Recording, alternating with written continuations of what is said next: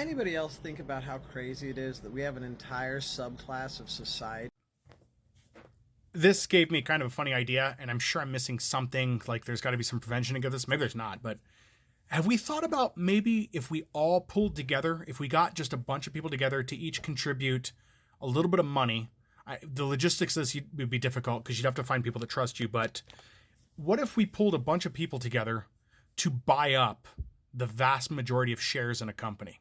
Let's just say tomorrow we decided I don't know the numbers because I haven't looked up the company valuation, but let's say we decided we're going to buy up the majority of shares available for Coca-Cola. And we bought them. One person bought them up. Again, there would have to be some kind of trust set up. There's more to this in that portion. There'd be more nuance. But just for basic terms here, let's say I was going to be the representative for 100,000 people, 250,000 people, and I signed a legal agreement saying that I would split money with you guys, or we would do kind of a share out kind of deal. But anyway, I would buy up millions of dollars worth of shares, right?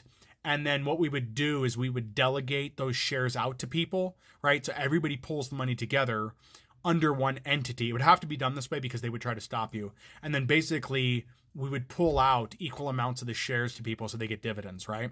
Or put trust together, maybe put a trust together for that. And that way we're controlling the company because the shareholders would have access to the board meetings. I know this because I've had stock in a company before, and you get invitations to their shareholder meetings. So you would have some control over the company, but then additionally, you'd get dividend payouts.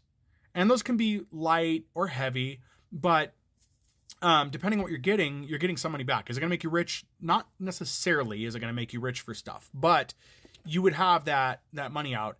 And what if we did that to pay off people's debts, pay off their homes, help them out, pay off medical bills? It'd be an interesting prospect to do so. Now, I know a lot of people are going like, well, we already have mutual funds. Not the same thing. It's different. That's split too many ways. It'd have to be a small pool. You'd have to raise a lot of capital into that. You'd have to try to reinvest the dividends. And this is where it gets complicated because people are going to want an immediate return on investment. But what if you did? What if you did a GoFundMe under the guise of something like that? I know it's nuanced and there would be some hurdles, but I think it'd be an interesting thing to do. Hit these companies where it hurts because they want shareholders, but at the same time, shareholders make money. I have been able to keep myself afloat during my unemployment because I sold off shares to a company I had stock in. Now, I wasn't rich. You don't have to be rich to buy shares. If you want to know more about that, I can give you some basic information. Anybody can buy shares. I can tell you how to do that and what you're going to need to do.